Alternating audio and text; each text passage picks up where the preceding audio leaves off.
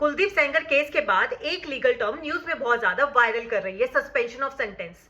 ये सीआरपीसी का एक प्रोविजन है जो सेक्शन 389 ऑफ सीआरपीसी में दिया गया है, जो कहता है कि अगर कोई भी पर्सन गिल्टी प्रूव होता है और उसको कन्विक्ट कर दिया जाता है तो उसके पास राइट होता है अपील में जाने का। वो अपील फाइल करता है हायर कोर्ट या अपीलेट कोर्ट के सामने। तो हायर कोर्ट और अपीलेट कोर्ट ये डिसाइड करती है क्या उसकी सेंटेंस को सस्पेंड किया जा सकता है। तो ये कोर्ट का डिस्क्रिशन पावर होता है और ये कोर्ट का राइट नहीं होता है। इसके अंदर कोर्ट प्रिमा फेसाई केस देखती है, कोर्ट देखती है कि नेचर ऑफ द ऑफेंस कैसा है, अक्यूज का बैकग्राउंड कैसा है, उसका कंडक्ट कैसा था कोर्ट के अंदर।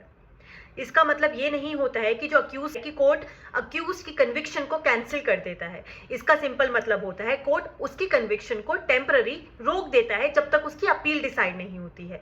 जब तक अपील डिसाइड नहीं होगी तब तक हम अक्यूज को बेल पर रिलीज कर देते हैं। अगर वो अपनी अपील में सक्सीड हो जाता है तो ऐसे केसेस के अंदर उसकी कन्विक्शन को और सेंटेंस को सेट असाइड कर दिया जाता है। वहीं दूसरी तरफ अगर अपील उसके फेवर में नहीं होती है तो कोर्ट जितना टाइम वो कोर्ट से बाहर रहता है उसको उतना टर्म, जितना अपील डिसाइड करने में टाइम लगा था उतना ही टर्म उसको कोर्ट में आगे जाके अपनी सेंटेंस को कंप्लीट करना होता है। इसका मतलब ये नहीं होता है कि उसकी जो कन्विक्शन है कोर्ट ने कैंसिल कर दी है, बट कोर्ट ने उसकी जो सेंटेंस थी उसको टेम्पररी रोक दिया था। सस्पेंशन ऑफ सेंटेंस का मतलब कैंसिलेशन ऑफ सेंटेंस नहीं होता है, इसका मतलब होता है टेम्पररी उसकी सेंटेंस को रोक देना। आई होप आपको ये समझ में आया होगा और ऐसे ही लीगल अपडेट्स के लिए आप मुझे फॉलो कर सकते हैं। Let's talk with Aastha. Thank you.